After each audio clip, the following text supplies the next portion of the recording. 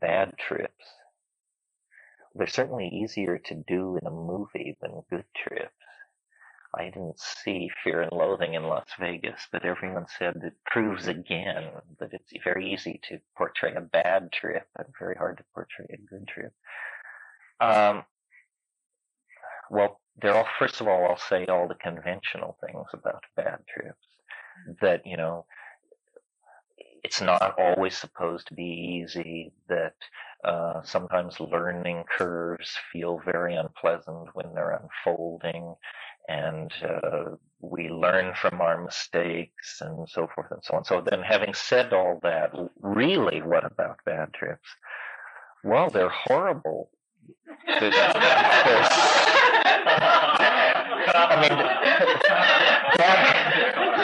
Bad trips make bad sex look like no problem, which is an amazing thing to achieve.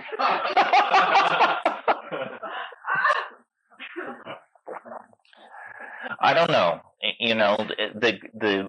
I guess part of the fun, or part of the challenge of being psychedelic people, is that our method, which is drop and wait, you never know. You may think you know, and you may do your Rolfing and your go to Gestalt and just be scrubbed and drained and shined with all your enzyme systems up and going, and it can still just chew your ass unmercifully. It's one of those places where I, who am not necessarily that eager for astrological explanations, reach eagerly for astrological explanations, because if everything else is right, and I've even noticed, Moon in Scorpio for me is not a good time to do psychedelics. I also, I before a large trip, I will throw the I Ching. And without spending too much time on the I Ching, I can't remember which hexagram it is, but one of the 64 hexagrams says, inquire again of the oracle if you have constancy, something else. And almost invariably, I have no idea how many times in my life, contemplating psychedelic trips, I've thrown that hexagram, the hexagram which says ask again. And so then I ask again, and if it's negative, I don't do it. I figure, you have right brain tools and left brain tools. Somehow this question about bad trips is about your pre-trip intuition, feeling into the situation. And then, of course, there are obvious rules. There are guaranteed situations which give you bad trips. Taking too much of a drug with people you don't know, taking large amounts of a drug and mixing it with a lot of moving around in crowded social spaces. Synergies are simply combinations of drugs. If somebody tells you they took ecstasy and then they snorted some ketamine and then they had a little nitrous oxide and some GHB, this is, God knows, literally only God knows, because no clinical medical research is ever done on stuff like that. On the way people in the street actually take drugs is never studied by medical science.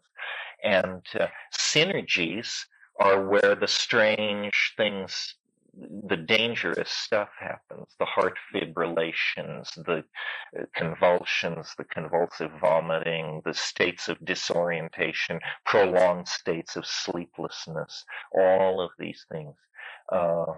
So, my attitude toward avoiding bad trips is, for social purposes, raves and beach parties and whatever, low doses. It's almost a truism, or it is a truism, that if you want to come down from a drug, whether a psychedelic drug or any other drug, the very best thing to do is furious exercise. The guy who throws himself in the icy lake and swims across it, the guy who chops 2 cords of wood to come off some bender. Well, then a dance club is almost like the perfect social situation designed to shorten a drug trip and dampen the effects. But people are such social creatures. I've said in many, many times over the years, to the point where it's almost the McKenna method, although how you could think something so simple-minded was a method, was like the way to take psilocybin, for example, is take a stiff hit, like 5 grams if you're a 145-pound person, on an empty stomach, and lie still in silent darkness. Well, this is almost the opposite of, and the idea is you want to concentrate on the thing itself, which is the drug projected against the black screen of your mind. You don't need doof coming in. You don't need smart drugs. All of these things are actually distraction. And I think people are so reluctant to follow this advice because they actually have no faith in the drug. They think they will be bored. They think, well, if I did that, nothing would happen. Well, I'm telling you, it's for ordinary people. Isn't that what we said? This stuff is not for the swamis. They have their own methods. This is for the great unwashed masses of spiritually seeking humanity. So lay down in silent darkness and take a look. And then if the trip is really bad, then there are things you can do while it's happening that are helpful. The most obvious one is, or the most effective, I don't know if it's the most obvious, but I really believe it's the most effective, is if you get into a place that you don't like, and it's not physiological, it's not that you're having convulsions or vomiting, it's just that you're having thoughts which alarm you, you should sing. You can make whatever shamanic hash of this you wish, but the basic concept is to oxygenate your brain. There's something about bad states of mind on psychedelics are very frequently, in my observation, accompanied by shallow breathing. People get, when you thread a needle, everybody holds their breath. Nobody can thread a needle without holding their breath. It's like keeping your eyes open while you sneeze. A human being cannot do this. So when we are really following our thought at the level of threading a needle, we stop breathing. And if you're not paying attention, this can go on for minutes, this very shallow breathing. You're not breathing, dude. So, and so what the thing to do is to sit up and, your favorite shamanic chant, Fleetwood Mac recitation or whatever, just belt it out. It doesn't really matter. I mean, it may matter. I mean, if you choose certain mantras or something, haystacks will burst into flame. But, and there's no obligation to be au courant or hip either. It doesn't have to be Aphex Twins. It can be row, row, row your boat. I've always preferred, because it does contain the refrain, merrily, merrily, merrily, merrily, life is but a dream. If you're loaded on psilocybin or ayahuasca, the thought that life is but a dream opens ahead of you and becomes epiphanous instead of ridiculous. But nobody does this a lot who doesn't then occasionally put in a very difficult evening.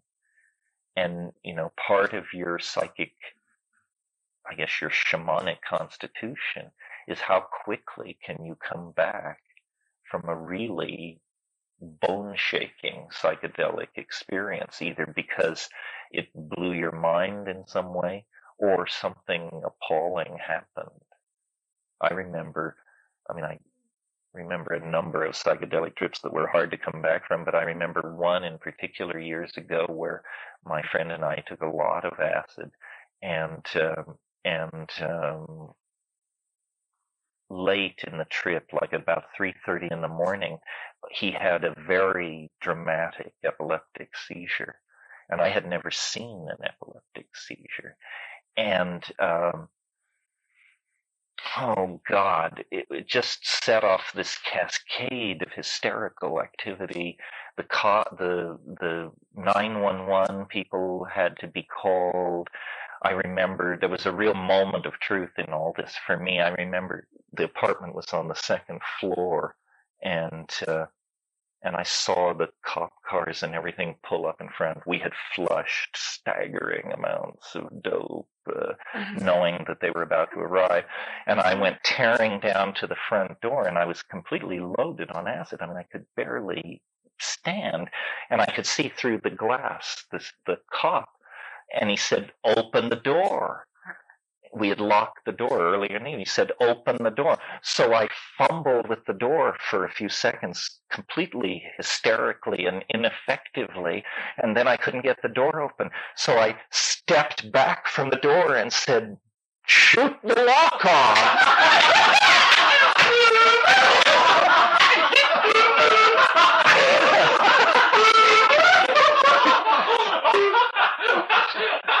And then I realized, dude, get a grip. You're going to have to, this is headed in the wrong direction. And the cop was like,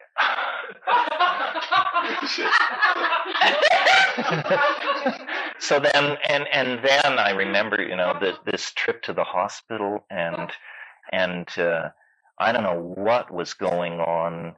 It was Herrick Hospital. It was in Berkeley, which was also a mental hospital.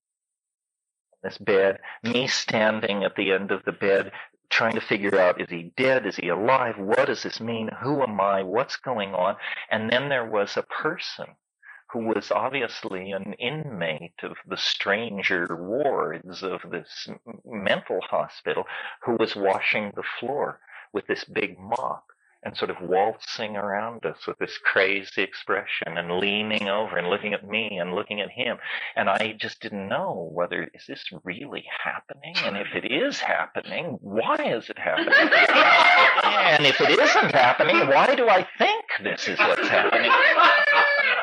And then I, finally the doctors threw me out of there, and I just walked the streets of Berkeley for hours, and my mind was spinning, just saying, something terrible has happened. Something terrible, terrible, terrible has happened. And it took days to realize, yes, he had an epileptic fit. Here's what an epileptic seizure is. Here's the drug. Here's the prognosis. Here he is, seemingly all right. He came through it in much better shape, it seemed, than I did. I mean, I was deeply spun by all of this crazy shit. And that's not an out-of-control drug story. I mean, truly, I'm a very conservative person. So for me, that was an evening really getting beyond management. But some people, start out like that.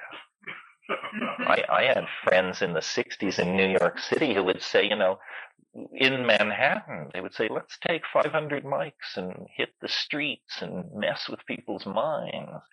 Well, and you quickly discover there are people out there capable of messing with your mind, and more than your mind, and